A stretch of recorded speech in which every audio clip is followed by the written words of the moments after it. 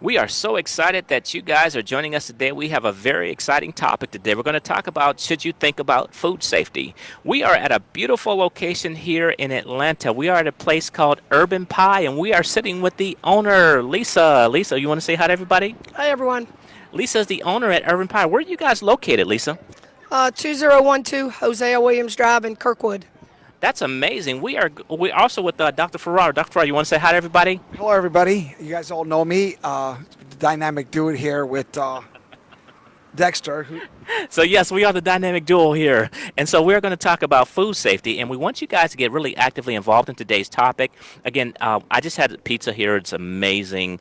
It was so wonderful here at Urban Pie, lurker here on Kirkwood. It's absolutely amazing. So if you guys have not had a chance to come here, you should see where we tagged Urban Pie on the top of this broadcast. So if you have a chance, please feel free to. Come to Urban Pie, call them, or come down here and get some of this great pizza here. And so let's talk about it. Can you, Dr. Farber, tell us a little bit, first of all, about food safety and should we think about it?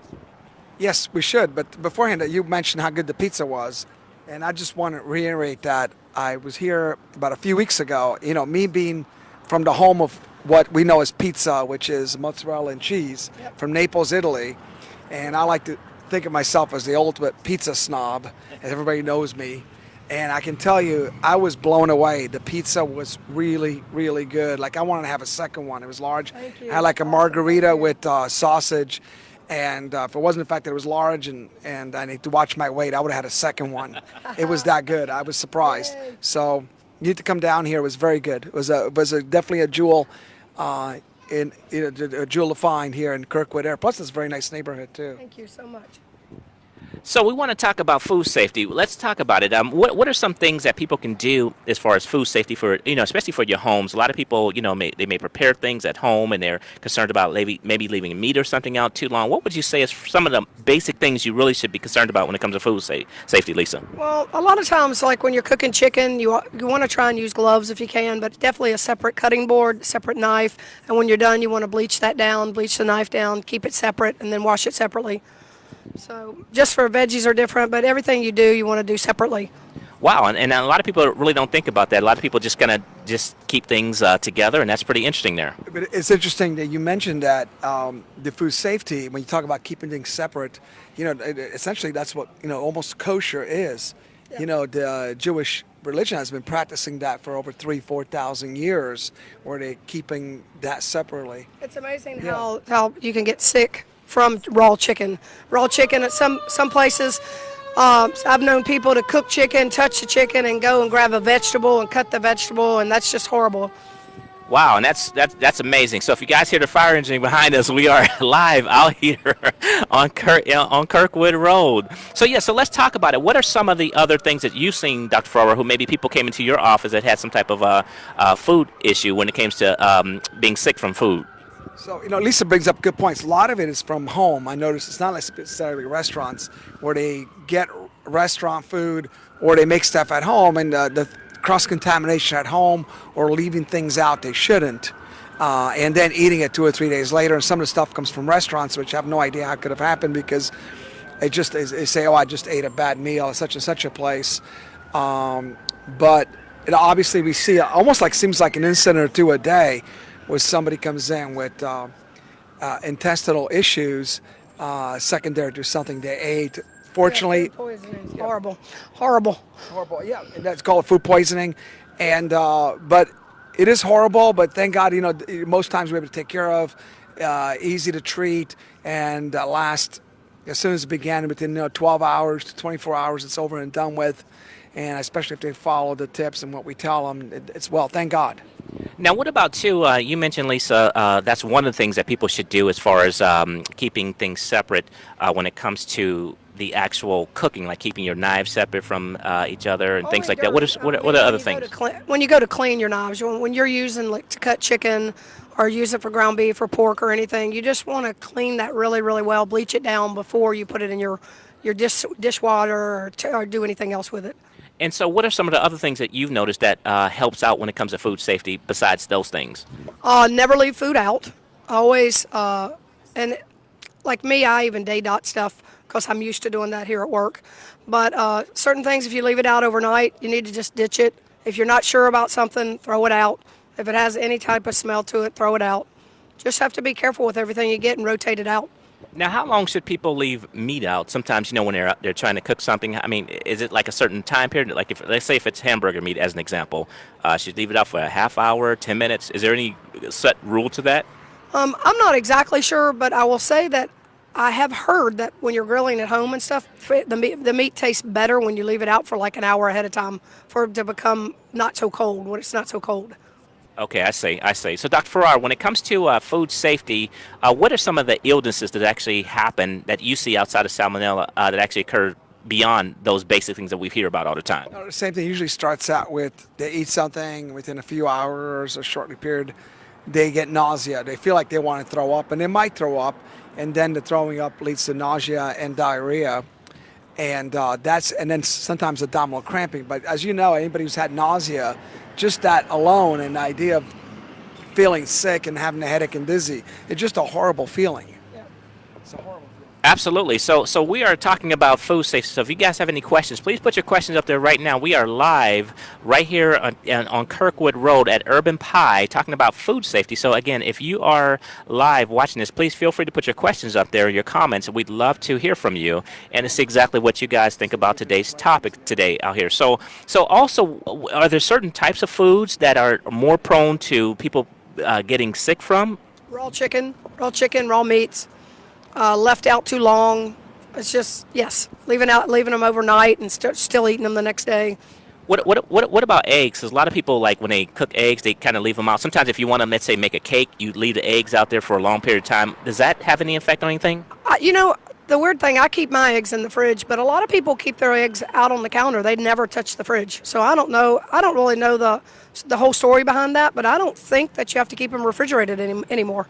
Wow, that's interesting. Dr. Ferrara, have you seen any other types of issues that came out from food safety? Maybe where it was some type of, not necessarily a stomach disease or something like that, but maybe just like some bumps or something like that are something unusual outside of vomiting and things like that you've noticed?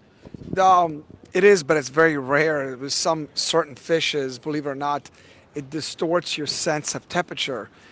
There's a fish poison where you feel whatever is hot actually feels cold, and whatever is cold feels hot. So story distorts that and gives you this sensitivity thing. But that is very rare. And you usually see that in Florida, but not here. Most is the food issue is going to be, besides the allergies, say you eat a peanut and you get swollen lip, it's going to be gastrointestinal issues for sure.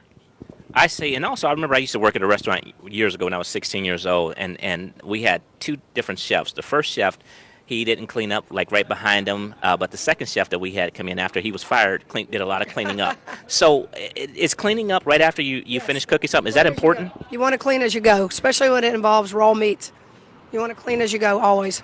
Wow. So I mean, and that's something that a lot of people never really think about. But as you are cooking, I mean, can you give an example of like what you should cook, and how you should clean them, like right after, as an example? Like for raw chicken, again, like when you clean it, you clean the gristle off, you slice it, you bake it. As soon as that goes in the oven, you want to go behind that. I scrape all the extra chicken into the garbage, scrape it as best I can, and then bleach it down, scrub it down, bleach it down again before I even put it in the dishwater. Wow, that's amazing. Dr. Farrar, you have something to add to that? Yeah, I mean, even at home, it makes perfect sense. You don't have the cutting board separate for vegetables and meats, and especially the meat ones. A lot of times people just wash it, throw it in the dishwasher, but you want to scrub it down because that bacteria, it's not that the chicken has bacteria. What happens is a lot of times you leave it out, the blood, and I think it's food for bacteria that's all over the place to feed on, and that's how it grows. We had a question. I have something I'd like to say. A lot of people don't know this.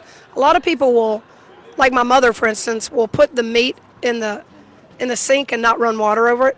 But to thaw something out properly, it needs to be in a bowl. You're sitting in it with a constant run of cold water. You never thaw out with hot water. You never leave it sitting out. You always thaw something out with cold water or either in the fridge. We had a question out there that said, what do you think you should do if you think that you have food poisoning? That was a question from a viewer. What do you think we should do if we think we have food poisoning? Well, the first thing is I would not immediately eat or drink something. You're right. If you're at home, Some people think I have to take a sip of water or whatever. See what happens. Just let it ride. That's the first that's thing. what I would do. Is let it ride. And then if it looks like you're vomiting, you feel like sense of nausea. Nausea medications are very good. Obviously, you have to go see a clinic or a doctor. We have a medication called the brand name is called Zofran.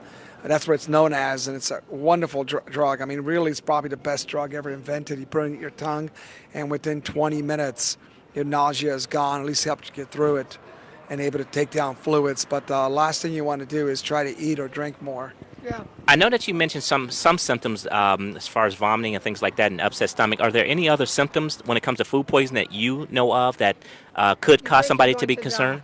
You think you're going to die. If you feel like you're going to die, do not eat any more of that food. Yeah, the things like, they'll give you fever. I mean, we've seen a lot of the food poisoning. We had somebody the other day that will give you fever. But mostly it's the nausea, vomiting. And the biggest problem is if you're having diarrhea, it's okay to drink even though it's going right through you. A lot of times, like we talked about before, you absorb the ice chips or the water on your tongue. If you take small sips, stay hydrated. Eventually, that will get out of your system, whatever toxins or bacteria it is. Stephen said, thank you so much for answering his question. So you answered Stephen's question about the food poisoning. So again, we are talking about this. If you guys have questions right now, please go ahead and put them up there. We're not going to be here long. We just want to come on for a few minutes to give you a little update as far as some things when it comes to food poisoning that you may not be aware of. And this is what Dr. Farrar loves to do. He loves to educate people about various types of illnesses and things, how you can avoid certain types of things as well. Lisa was talking about using different cutting boards, but Lisa, is it right? Like if you're cutting something, use different knives for different things to keep separate. Yeah, totally different knives. Okay, Always. So you should use different knives? Oh yeah, absolutely. Different cutting boards, different That's knives. part of the I mean, cooking. veggies are Totally veggies, but different plates, different everything. I clean my knife for every vegetable, everything I do. Everything separate, I clean my knife. Wow. So if you guys are watching this, please share this. Make sure you share this video because there's a lot of people out there who would love to get this information. So please share this video and let them know we're at Urban Pie. We're here in Atlanta at Urban Pie. So please put your comments up there. We're, again, not going to be here long. We thank you guys so much for tuning in and watching us today. And so hopefully we'll be back on sometime, maybe another week from now. I hope within a week or two, I would love to have another topic. Yep. Absolutely. So, Lisa, thank you so much for joining us today. Thank you. Thank you so much. Please come see us at Urban Pie. Thank you guys so much for watching, and we look forward to seeing some of your other questions later on. Thanks a lot, guys. Thank you. Bye-bye. Thank you.